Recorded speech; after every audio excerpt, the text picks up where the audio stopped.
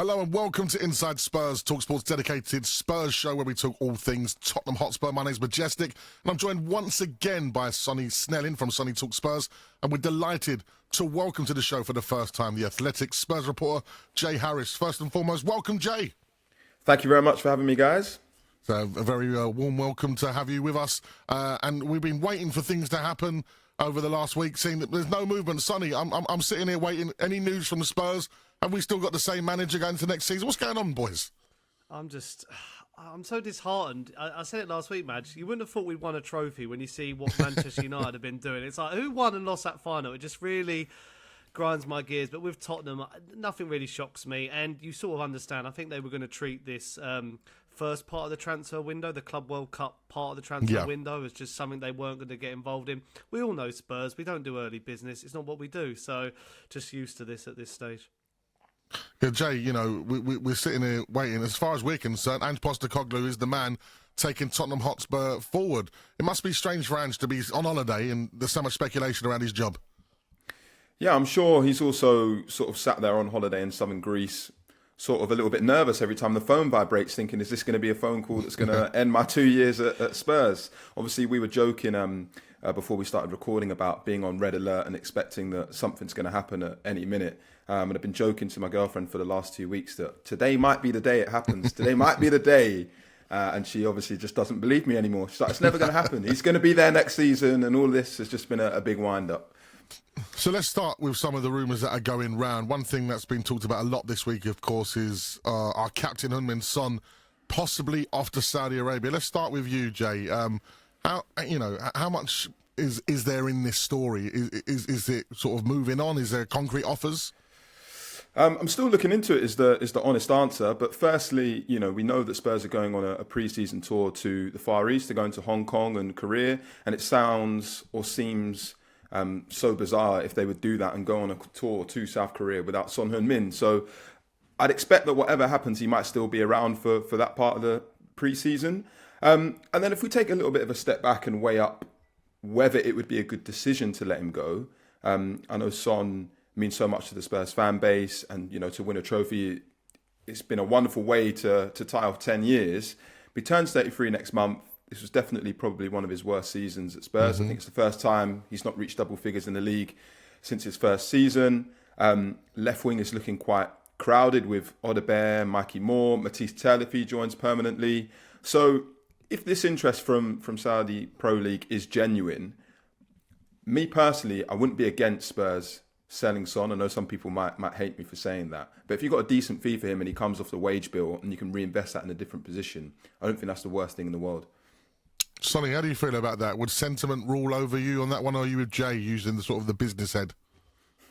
Yeah, I feel like what it does is it means that Spurs can then, like what Jay just said there, we can now, we need a new left winger. I feel like that's a priority for this summer. And if we do get rid of Son, it means that we have to now go all in for the perfect replacement. Whoever that is, I'm not so sure, because I feel like the wage, every time we mention transfers, it's just that wage structure that always is the stumbling block.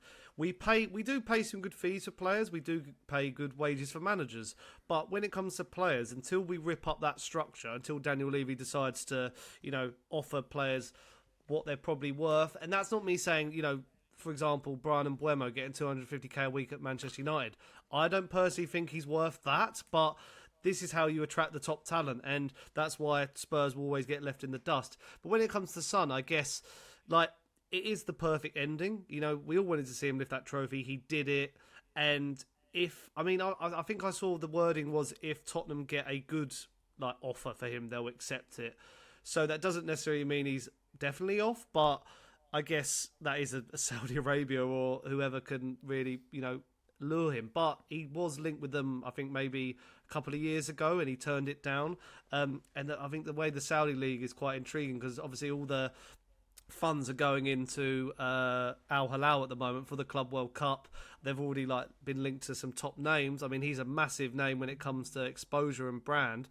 But then I was seeing something, I saw it on Sky actually, saying that we have still got a tour of Asia So does he go after that? Like, we make the most of, like, milk the cow for all it's worth before he goes, and then go, right, now you can go, we've got everything from you, and then Yang becomes the new face of, like, career for for Spurs, rather. So, yeah, it's such a complex situation, because I feel like after Harry Kane and Bale and Modric, you just can't be too sentimental about some of these players. Like, when it comes to an end, you just got to sort of, like, cut it off, and that's it. But he's done something that we all wanted to see, and that was win a trophy.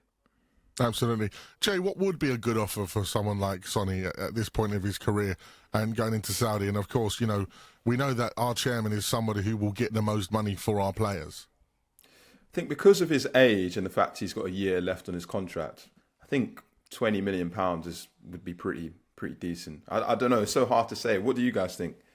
It's a difficult one, because I think for the sake of £20 million, keeping Sonny at the club, embedding our future Korean talent as well, and helping him settle in a little bit more, because of course he was on loan last year at Queen's Park Rangers. I've got this sort of vision. Again, I'm very sentimental. Like, let Sonny finish his career at Spurs, become an ambassador of the club. He's done it all. He's won his cup now. He can just relax.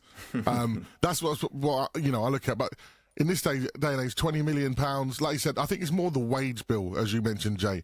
If you took Son's wages off, he's obviously going to be the highest, if not one of the highest earners at the club. Then you can put that somewhere else. But again, I'm with you, Sonny, in terms of our wage structure. We sell Sonny, get £20 million in. I still don't trust us to invest it correctly. But the fact that there's no links doesn't give me any, there's no positives there, and I think you just put it right. 20 million in the modern market, that doesn't even get you Tyler Dibbling. That doesn't it probably gets you half a Tyler Dibbling, which is crazy when you think about it.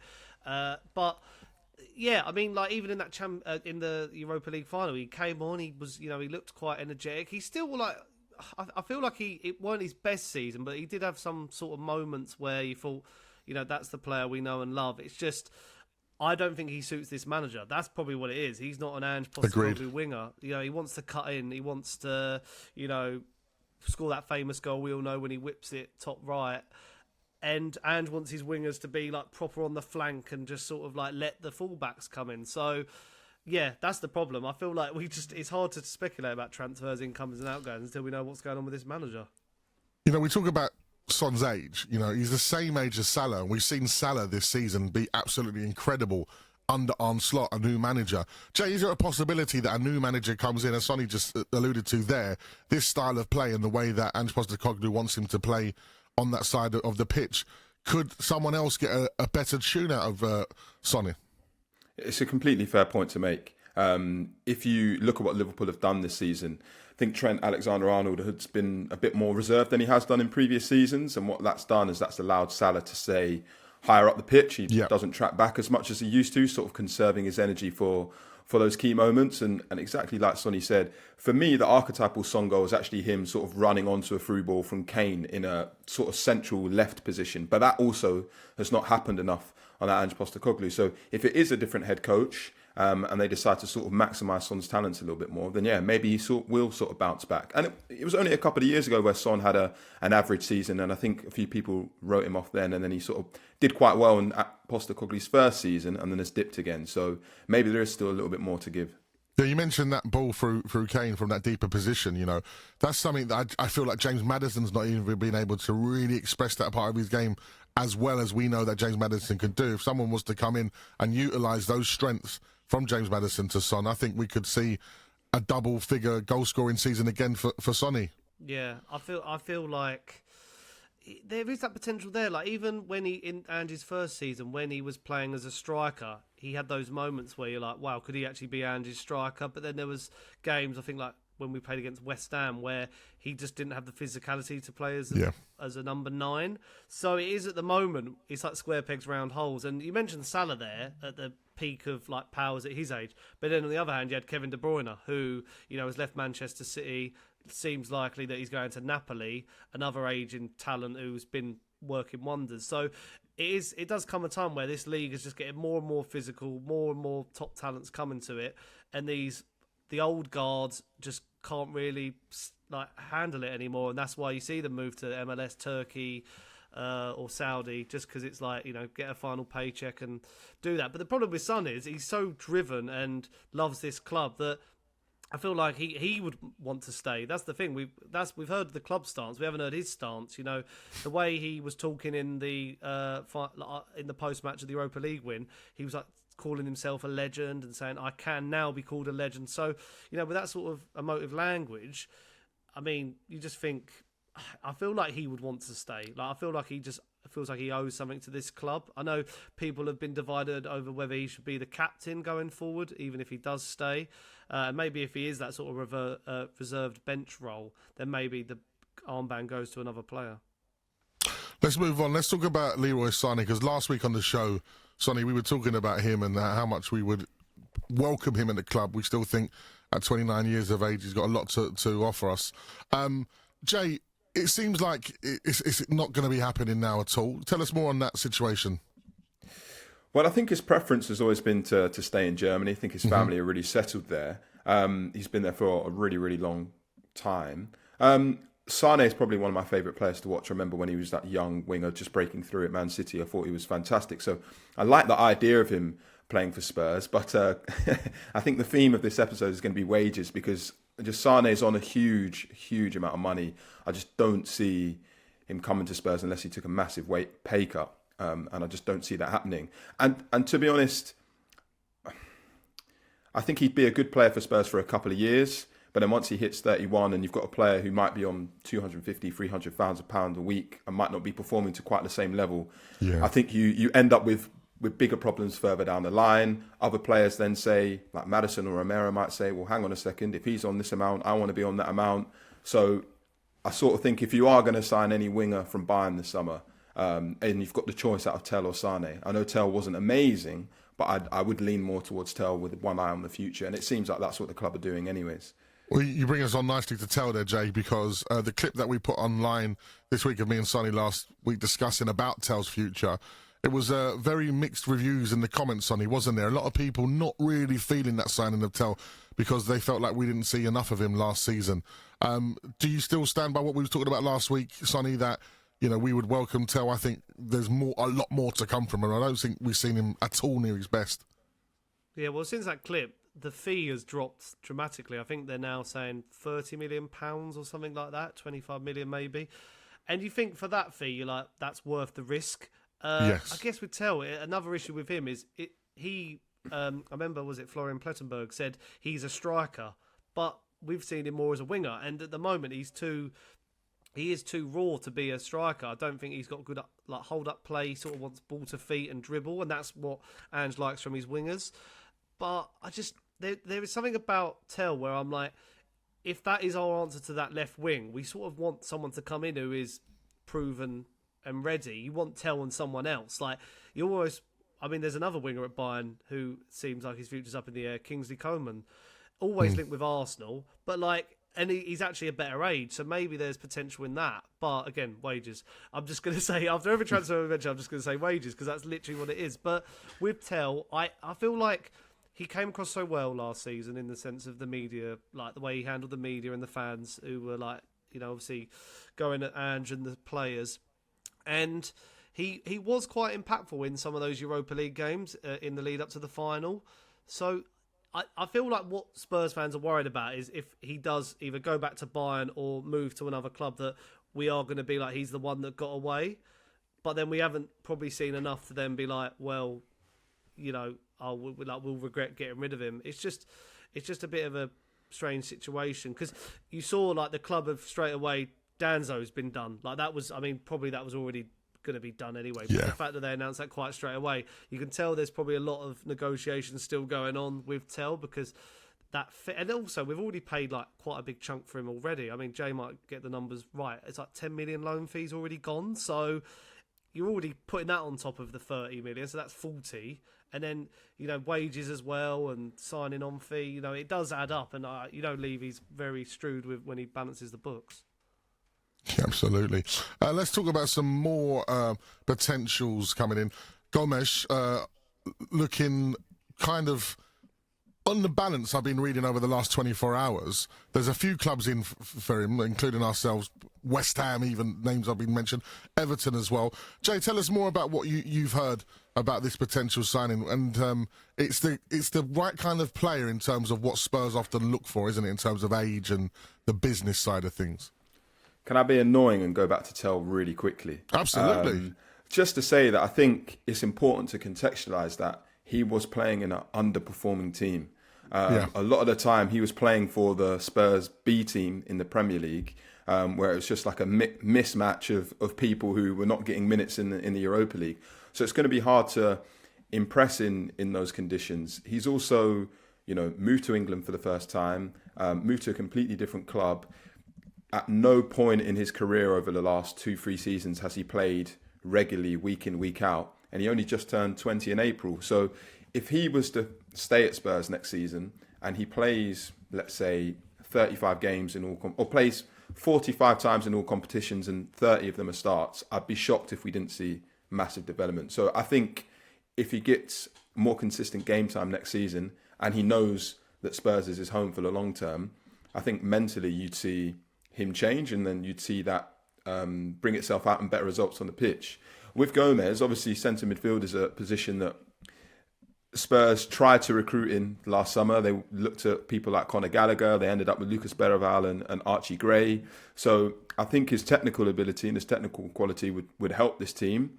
I still think you need a proper number 6, really, more than Gomez, whereas I think Gomez is more of a number 8, a bit more technical. And for me, when I look at that midfield, you have to get rid of Bentancur or Basuma, keep one of them, and then get a proper number 6 in who can sort of tutor Archie Gray over the next few years. Because what you want, ideally, is Archie Gray to be like long-term number 6, but I don't think he's quite ready to do it. I think you need someone to sort of show him that for the next 2-3 years. I don't think Bentancur or Basuma are the perfect candidates for that. So that's what I would look at more in midfield. Jay, just to go off piece, that position you're talking about, I completely agree with you. Is there anyone that you're looking at and thinking that is the perfect person for Spurs to go in for, who's a likely candidate that we could possibly get? I wish I could tell you, because obviously the number 6 is such a specialist position. We saw the fees that Arsenal paid for Rice, Chelsea paid for Moises Caicedo. I do quite like the look of Carlos Baleba at Brighton, but I mean, I'm pretty certain they signed him for about £40 million when he was only 19. So who knows how much he's going to be worth now. But yeah, that has been such a tricky position over the last couple of years, and an expensive position, and that's the problem. Maybe the solution is you keep Bentancur for a few more years and you use him and he alternates with Gray, and you just hope that you can develop Gray into that number 6. But it's a confusing one. Absolutely. Last week, Jamie and Sonny, we were talking about Tyler Diblin. It was looking like, this could be another good one. We talked with Sane, but again, now a week moves on. It's the world of Spurs with transfers, and it looks less likely with interest now from Liverpool, City and United. Is it simply because we are in this window of the Club World Cup, Sonny, that we're going to lose out on these players? We don't seem to be moving on anything. But I say losing out, but none of these players who are being linked with moves or making moves, I don't think Spurs would have been in the ballpark for. Maybe you could say the Mbuemo, but he's more of a right winger, and maybe we don't need a right winger because Brennan Johnson's maybe got that position down on lock. And we're not going to give him £250,000 a week, even if that is including bonuses. Even if it's £150,000 a week, he was on £45,000 a week at Brentford. That's £100,000 a week player now. He's doubling your wages. No wonder he wants to go to Manchester United. I've seen lots of very happy Man United fans saying, "Look at who we've brought in. We've still got the pull." I'm like, your wage bill's got the pull, my friends. Yeah, I saw someone compare it to Saudi Arabia. It's like, if you just want to write off your career and earn some money, go to Manchester United. But, dearie me. Dearie me. But like, even like Cunha, I'm like, don't think. I mean, Cunha would probably get in this Spurs team, but I don't really like his mentality, and I feel like he's a bit overrated. Florian Wirtz, we're not going to touch that with a barge pole. Reinders going to City. Like, these are deals we're not going to be involved in. There's players that like, I think like the Baleba is a good shout, but again, that will cost a lot of money. I mean, I did a video on my channel the other day, 5 players we should sign, and 2 of them have already been ruled out. So it shows the way that's going. I mean, Eze is one that keeps cropping up, but I don't know if we're going to talk about the clubs. we're going to talk about the club structure in a moment's time, but is this more indication that we have to, if we want to progress and move forward and stay in the mix for Champions League football on a regular basis, in the mix for trophies, Jay, we're going to have to change the way that we're operating, surely? I do think a big element of this is just the uncertainty over Ange Postecoglou's future. Because we know that what lots of clubs do towards the end of the season, they start having their recruitment meetings, they highlight their potential targets, and they have meetings with these players. You know, I was just reading a piece on the Athletic about Liam Delap going to Chelsea, and Manchester United, Newcastle, Chelsea, all these teams had already had face-to-face meetings with him, and I'm sure Ruben Amorim was probably involved with that, whether he was in the meetings or just consulted. That's a huge element of it. And if Spurs don't know who's going to be the head coach next season, how are you supposed to convince a player? Because surely that alone, Jay, going into this part of the season, seeing where people are doing the business already and everyone's already thinking ahead, isn't it poor from us that we haven't either come out and backed him or sacked him?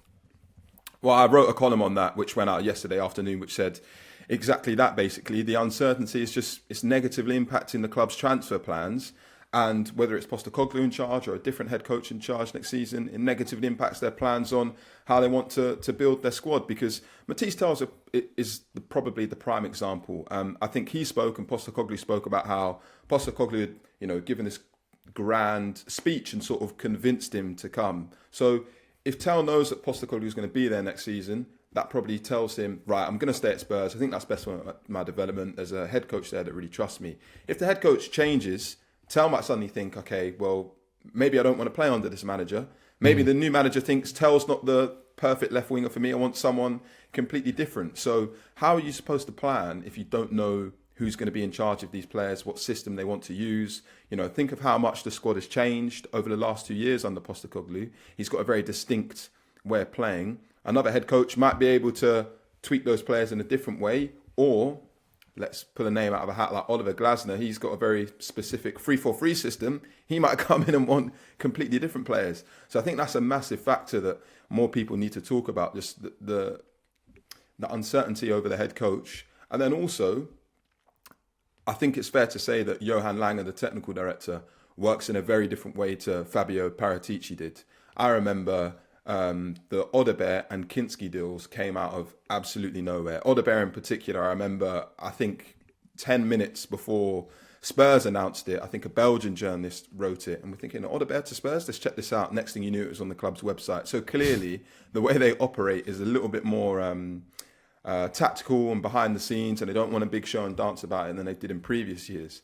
So maybe that's why we're not seeing as many public links. But I think it's probably a combination of those two reasons: the uncertainty over the future and a slightly different way that the current people at the club operate.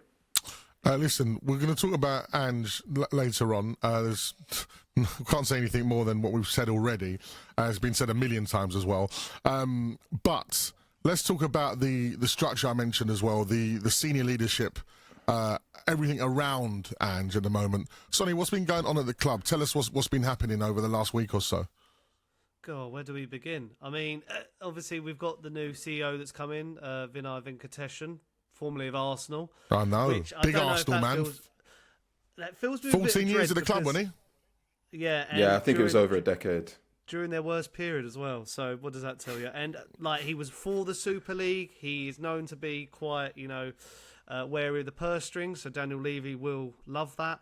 But the fact that the weird thing about this structure, and Jay probably has more knowledge on it than me, is the fact that someone like that comes in and you go, right, that, this is like seismic.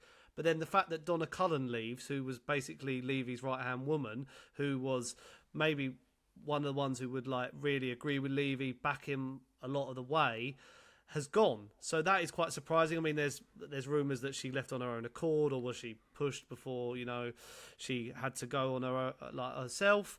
But then the whole structure of the club's a bit weird, because Jay was saying it there. You've got Johan Lang, who's come in. You've got Paratici, who might be coming back in. You've got Scott Munn, whose future's in doubt.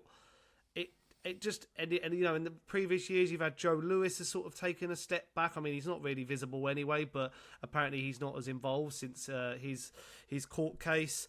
Daniel Levy, he's 1 minute he's really quiet, then he's really like, putting out statements again, then he's taking a back seat. It's just a really weird it is just a weird structure at Spurs. You don't sort of understand who's making the decisions, who's in charge of transfers, who's going to make this final decision about Ange Postecoglou's future. It is a right mess. And the thing is, with Donna Cullen, you say Levy's right-hand woman. I can't name one thing she's been involved in. The thing is, it all gets wrapped into one. It'd be like the new training ground, the stadium, and you're like, yeah, like this is all well and good and that, but there's more negatives when we talk about Spurs over the last, since Levy and Enoch came into the club. The way that some of the decisions they've made on and off the pitch have just, really detrimented the club. But I just feel like this is the perfect, like this week is the perfect example of like all these changes have happened, but we're also in the dark. And after winning a trophy, it just is laughable. And like you feel like Tottenham has put that laughing stock, Spursy stuff behind them, but we're going into another new season thinking like, what the hell's going on? Who's making these decisions? Who's in charge of our club? Like, it's just a mess. That's a great point. Jay, tell us more about Vinay Venkatesham. Of course, as you mentioned already, he was at Arsenal for over a decade. Sonny rightly mentions that it's probably their worst period of time. However, you could say over the last 5 years with the injection of Adu and the whole Arteta and the Truster process, we have seen the development of Arsenal. How responsible was he for that, and what's he going to bring to Spurs? Yeah, so like I said earlier, he was at Arsenal for a decade, and I think he started out as head of global partnerships. So his background is very much more commercial, the business world. I think he's been on like the committees to do with the Olympics and the Paralympics when they were held in London. So he's been involved in quite a lot of significant projects. And then when he became Arsenal CEO, he was involved in the appointment of Mikel Arteta. I think he was actually famously photographed outside Arteta's house in Manchester before that deal had been confirmed. So it will be intriguing to see how exactly he fits into the structure, because straight away you can see that his expertise probably overlaps with Scott Munn, who's the chief football officer. So does that mean Vinay Venkatesham is going to sit above Scott Munn and absorb a lot of his responsibilities, or does it mean that Scott Munn might go? It's hard to tell. As alluded to, Fabio Paratici, although he's been banned from football activity over the last couple of years, he appealed the scope of that ban, which meant that he could basically act as a consultant and advise Daniel Levy, and his ban expires on June the 30th. So let's see what happens on July the 1st if he suddenly appears back at Spurs in a more permanent role. He's been spotted at games throughout the last couple of years.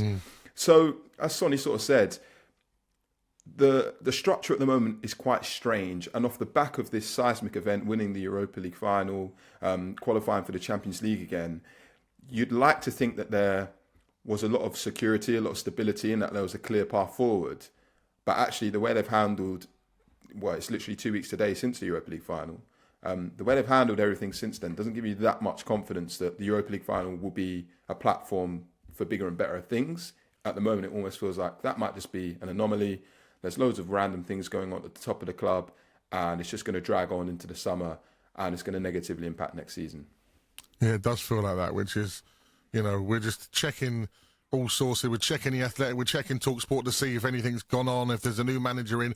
It's quite frustrating as we come to 2 weeks post winning that first cup in 17 years, the first trophy.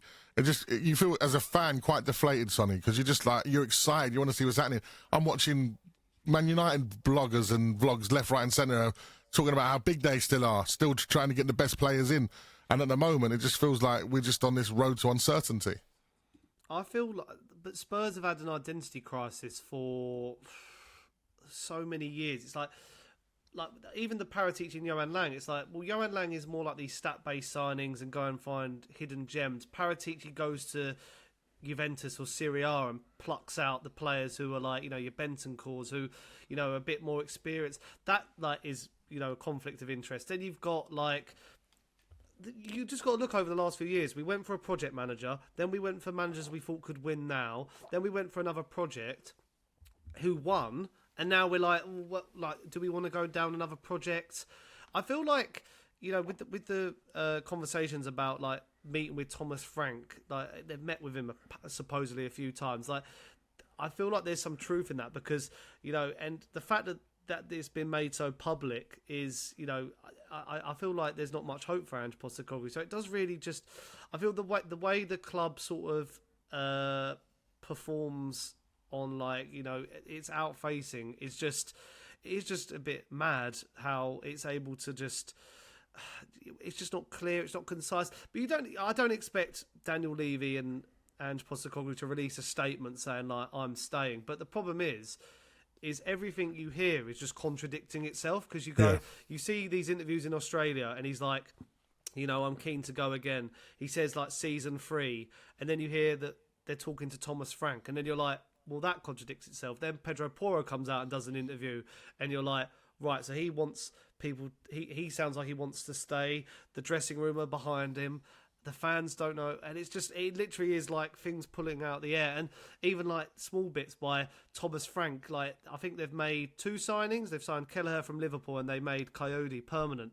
There's been no and Thomas Frank had to say on the signing, and everyone's like reading into everything. It's like every Spurs fan is taking any tidbit they can and just grabbing it and going, "This is the information to get us to the answers that we need."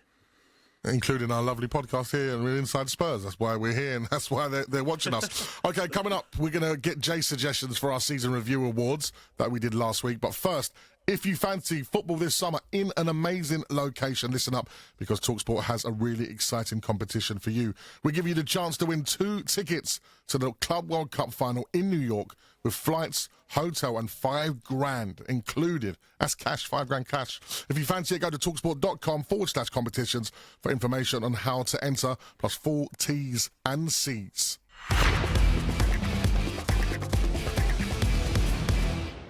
You're watching the Inside Spurs podcast here with talkSPORT.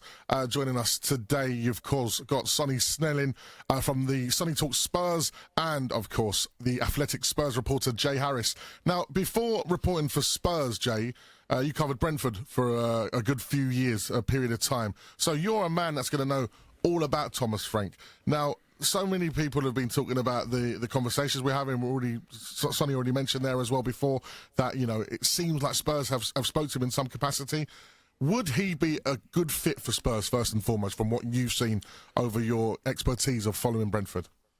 So I should say I'm still trying to work out exactly what is or isn't happening, but I will admit it did catch my attention that he was not quoted on their signing of Kevin Kelleher and Michael Coyote, which is unusual. That's all I'll say. I'll let the conspiracy theorists do whatever they want with that.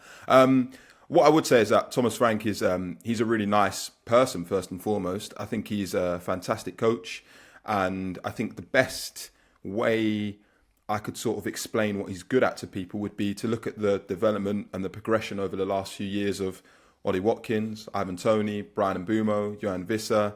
These players all joined Brentford with potential, and he's managed to develop them and help them become basically brilliant Premier League strikers. I think Mbeumo in particular is the standout because I covered Brentford for their first 3 seasons in the Premier League, and Mbeumo in that first season, I think he scored 3 goals from open play in 35 games and got 1 penalty. Massively underperformed his XG, hit the woodwork 7 times.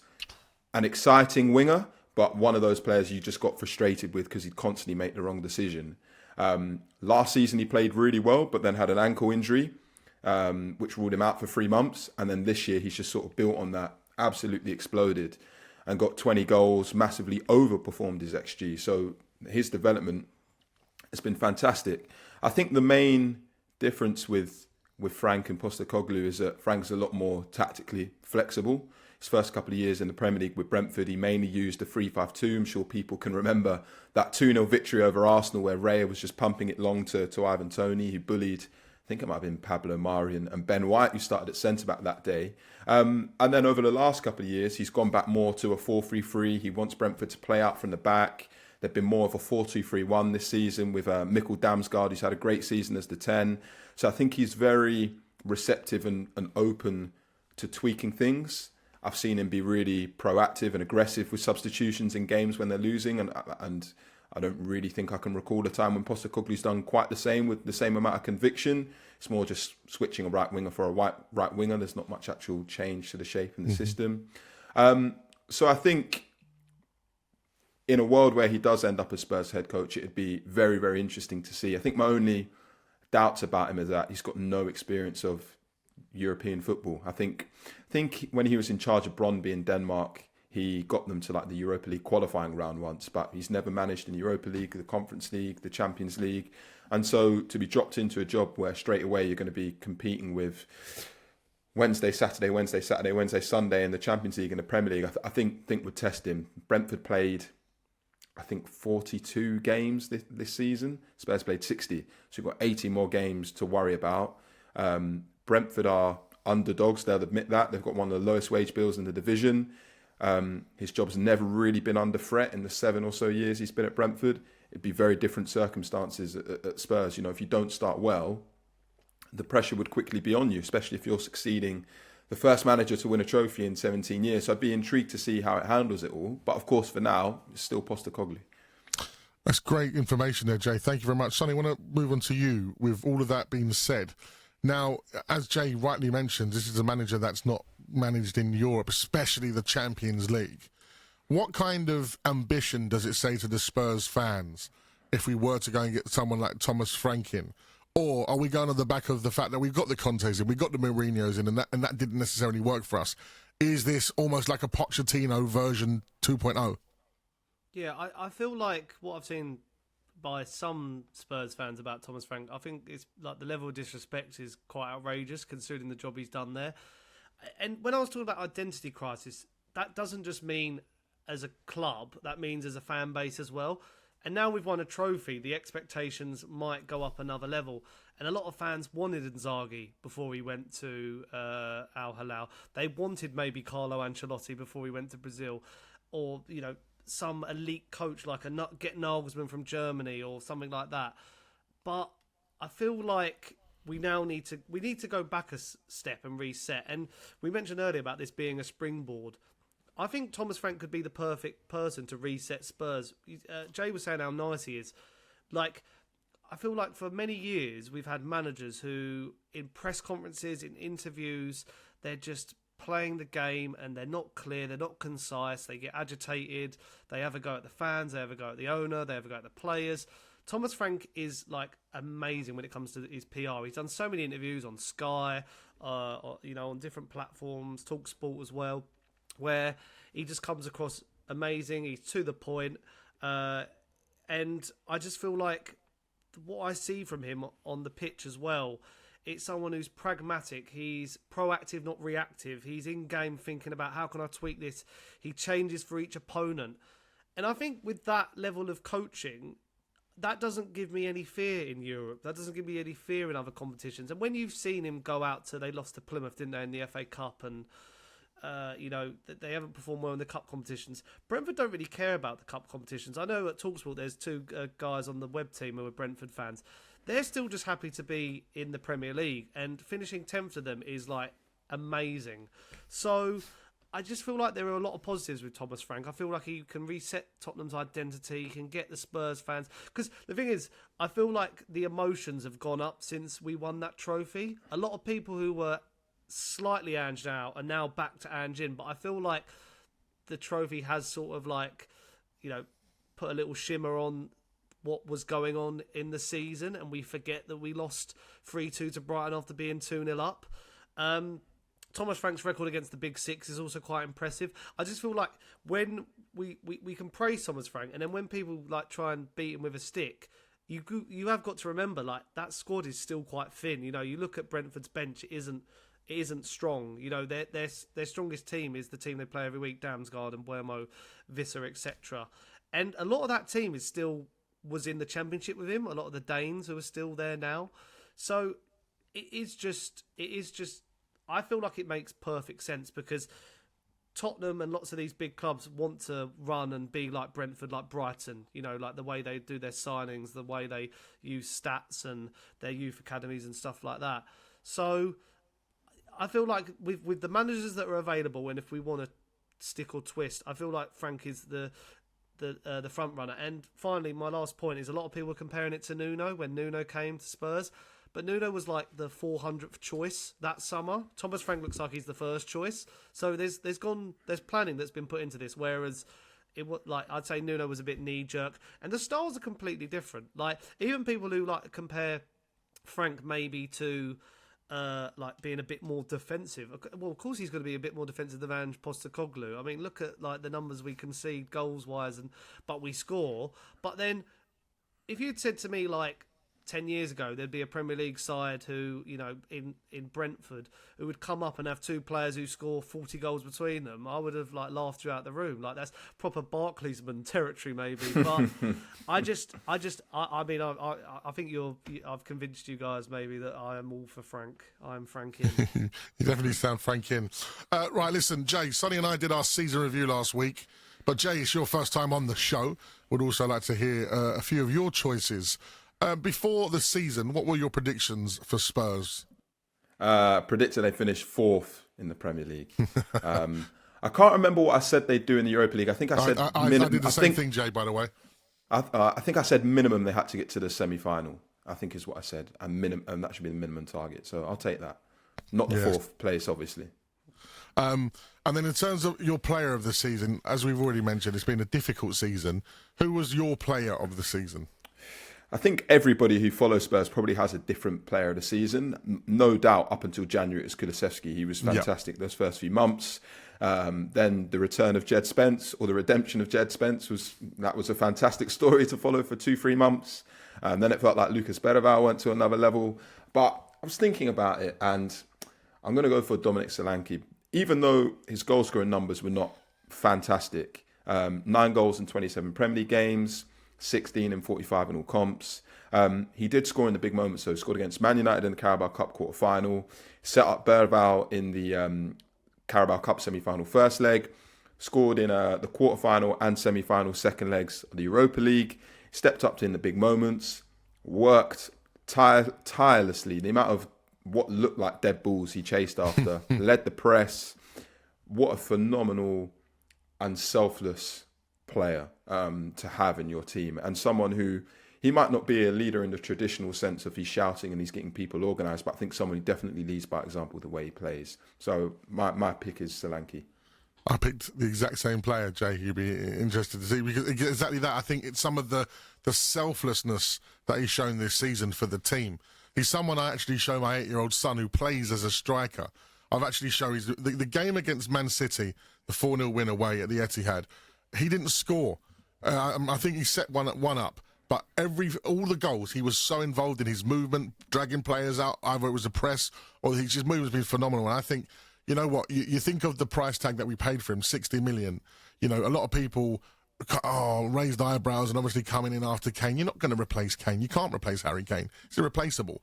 I think he's done a great job. And yeah, I think everything you said there is bang on. And I'm excited to see him lead the line for us again next season, depending, especially who's around him. I think if we, especially if we go and get, say, Thomas Frank in and we do change the style a little bit, I think we forget that this guy can, you know, play off the shoulder of the players. We saw him do it at Bournemouth. That's how he got his goals. That's why he got 20 goals that season. So yeah, I think great shout with Dom Solanke. Let's go for the young player of the season. Of course, you've already mentioned a couple of names in there of who could have been potential players of the season, and our youngsters have shone this year. Yeah, for me, it's going to be Bergwijn. Apparently, that's how you're supposed to pronounce his name. It's not me trying to look clever. So I actually watched him in Sweden last year, just before he officially moved to Spurs. The deal had already been agreed at that point. And I saw a player who looked decent, but he was playing for Djurgården in Sweden's top flight. I thought this is going to be a massive step up. And I felt like that the first few months of the season. I don't know if you guys can remember the opening game where he, I think he passed it back to Vicario and it got intercepted, and indeed he nearly scored. And Vicario shouted at him.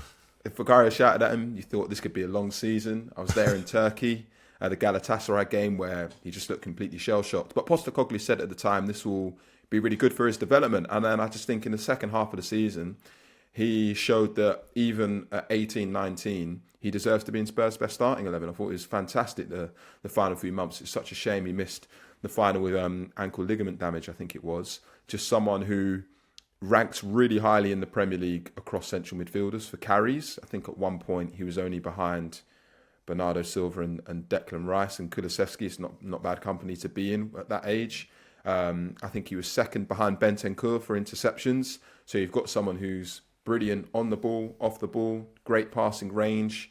I think someone who has a lot of personality and a bit of some leadership qualities within him as well. So to see him sign a new contract was fantastic, and I really, really look forward to seeing his development. Within 2-3 years, I think he should be one of the top 5-10 central midfielders in the Premier League easily. We chose him as well, didn't we, Sonny? Sonny, just go over again what Jay just said, the reasons why we picked him out. Yeah, I mean, I was sort of arguing that, that AZ Alkmaar game, I said, Jay, because even though he scored an own goal, he was the best player in both legs of that game and really turned it around. And my argument was that we've got a player here. I mean, I compared him to Luka Modric, which might have been bold at the time, but it's just the way that Modric would pick it up and just sort of run with it, or find a pass and really keep that midfield ticking, especially for Spurs. But also, I was arguing that this is a midfielder who he's now got the world at his feet, because he could be whatever midfielder he wants to be. If he wants to be a defensive midfielder, he could. If he wants to be like box to box, or a 10 or an attacker, he's got all the capabilities, because he's sort of he's the perfect height. He's always like looking over his shoulder and got an eye for a pass. I just feel like, if you can add a few more goals to his game, then that'd be great. Like the finish in that Carabao Cup first leg against Liverpool was really good. The strike in the Europa League, I forget what game it was now, when he hit the crossbar. I think it was Frankfurt. He can hit a ball. So I feel like we've just got such a good... I feel like we all thought Archie Gray was going to be the one who was going to set the place alight. And, Archie Gray was impressive, but he was chucked in at the deep end at full-back, centre-back, probably in goal at one stage. Could have been. But Bergvall is just... He's amazing. I feel like he is the player that when we go to all these other teams and say, like, Wanieri's good or Skelly's good, like fans are going, well, Bergvall's good or Bergvall's good. I should start saying it properly instead of using my Essex accent and saying Bergvall. Let's move on. Favourite game or best performance of the season? Give me a Premier League one and a Europa one, Jay. So Premier League has to be the 4-0 victory over Man City at the Etihad, because I think it was 2 weeks after Spurs lost to Ipswich. So heading into that game, I went up there. I think it was a Saturday night, 5:30 kickoff. And I was just thinking, what's going to happen here? And this was before Man City, the wheels had truly fallen off their season. We started the wheels. The wheels started with us. Yeah, exactly. And I just thought Maddison played fantastically that game. I think he's a player who he frustrates me sometimes, because Maddison's level, when he's playing at his best, is so high. But then there are just weeks where he doesn't do enough. And I think that game at the Etihad encapsulated what he's capable of when he's fit and he's in the right mood. And then for the Europa League, probably that 1-0 victory over Frankfurt in Germany, just because headed over there with the other journalists, and we all sort of said before kickoff, this might be the end of Postecoglou. It just really felt like it was going to be the final nail in the coffin. Frankfurt had a ridiculously good record at home. Ekatike looked like a real threat in the first leg.